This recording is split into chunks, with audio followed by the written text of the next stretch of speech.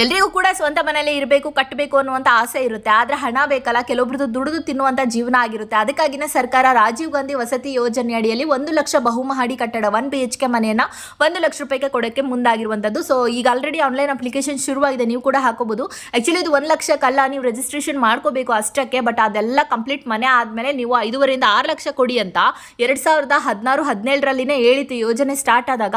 But ಇವಾಗ ಅವರು 11,20,000 ಕೊಡಬೇಕು, ಯಾಕಂದರೆ GST ಹಾಕಿದ್ದಾರೆ ಸೆಂಟ್ರಲ್ ಗೌರ್ಮೆಂಟ್ ಆ್ಯಂಡ್ ಕಾಸ್ಟ್ ಕೂಡ ಮಟೀರಿಯಲ್ ಜಾಸ್ತಿ ಆಗಿದೆ ಅಂತ ಹೇಳ್ತಾ ಇದ್ದಾರೆ.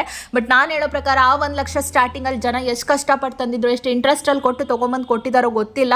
ಬಟ್ ಸರ್ಕಾರ ಹೇಳಿದ ಥರ ನಡ್ಕೊಂಡ್ರೆ ಚೆನ್ನಾಗಿರುತ್ತೆ. ಆ್ಯಕ್ಚುಲಿ ಇದರಲ್ಲಿ ಸಬ್ಸಿಡಿ ಕೂಡ ಸಿಗುತ್ತೆ.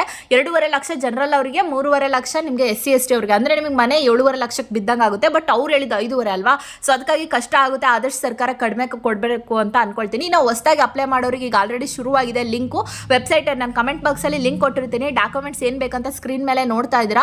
ಇಲ್ಲಿ ಏನಾಗುತ್ತೆ ಅಂತಂದರೆ ಅವ್ರು ಹೇಳಿದ್ರು ಆ ಮನೆ ಕೊಡಬೇಕಾದ್ರೆ ನೀವು ಇದರಲ್ಲಿ ಇಂಟ್ರೆಸ್ಟನ್ನು ತೊಗೋಬೋದು, ನಾವು ರಾಷ್ಟ್ರೀಕೃತ ಬ್ಯಾಂಕ್ಗಳಿಗೆ ಬರಿತೀವಿ ಅಂತ. ಬಟ್ ನನ್ನ ಕಸಿನ್ ಒಬ್ರು ಹೇಳಿದ್ರು, ಅವ್ರಿಗೆ ಯಾರೋ ಫೈನಾನ್ಸಿಂದ ಕಾಲ್ ಮಾಡಿಬಿಟ್ಟು ನೀವು ರಾಜೀವ್ ಗಾಂಧಿ ವಸತಿ ಯೋಜನೆಯಡಿ ಹಾಕಿದ್ರಂತಲ್ಲ, ನೀವು ಇಲ್ಲಿ ಬಂದ್ಬಿಟ್ಟು ಲೋನ್ ತೊಗೊಳ್ಳಿ ಅಂತ.